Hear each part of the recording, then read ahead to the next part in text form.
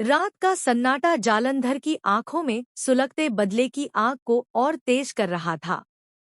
अंधेरी गली के बीचों बीच वह खड़ा था, हाथ में चमकती बंदूक, और उसके सामने आर्यवर्धन। जिस इंसान को उसने हमेशा अपना दुश्मन माना, आज वही उसकी बंदूक के निशाने पर था। बहुत भाग लिया तू, आर्यवर्धन, जालंधर की आवाज में जहर टपक रहा था। अब देख, तेरे भाग्य की आखिरी गिनती शुरू हो चुकी है। आर्यवर्धन के चेहरे पर डर नहीं, बल्कि एक अजीब सी शांति थी। उसने जालंधर की ओर देखा, मानो कह रहा हो, अगर तू समझ पाए, तो इस कहानी का असली अपराधी कोई और है। लेकिन किसे समझाने की फुर्सत थी अब? हवा में तनाव घुल चुका था। नील, जो वहीं मौजूद था, सब कुछ देख रहा था। उसके मन में उथल-पुथल थी। एक तरफ उसका पुराना साथी जालंधर, और दूसरी तरफ आर्य, जिसके लिए वह अब सम्मान महसूस करने लगा था। वह कुछ करना चाहता था, लेकिन जैसे किसी ने उसके कदमों को जकड़ लिया हो।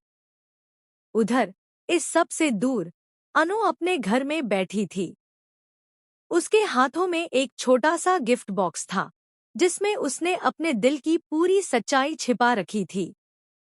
आज वह आर्य सर को अपने मन की बात बताने वाली थी, वह बात जो शायद आर्य के जीवन की दिशा बदल सकती थी। उसने आईने में खुद को देखा और मुस्कुराई, आज सब ठीक होगा, अनु। बस आर्य सर को सब सच बता देना।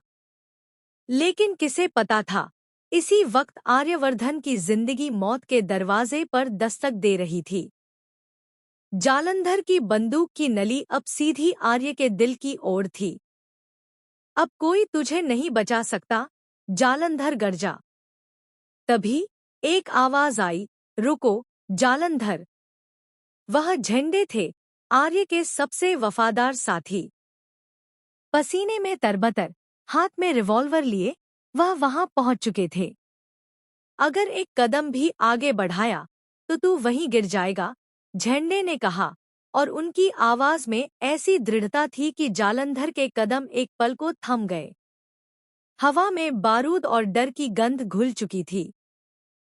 हर किसी का दिल तेजी से धड़क रहा था। नील अब तक चुप था, लेकिन उसकी आंखों में पछतावे की लकीरें साफ दिख रही थी। उसने धीरे धीरे आगे बढ़कर कहा, जालंधर, ये रास्ता गलत है। आर्य को नुकसान पहुंचाने से तुझे कुछ नहीं मिलेगा। मैं अब तेरे साथ नहीं हूं। जालंधर ने तड़पकर उसकी ओर देखा, तो तू भी धोखेबाज निकला? नहीं, नील ने कहा, मैं बस इंसान बनना चाहता हूं। इसी बीच मौका पाते ही झंडे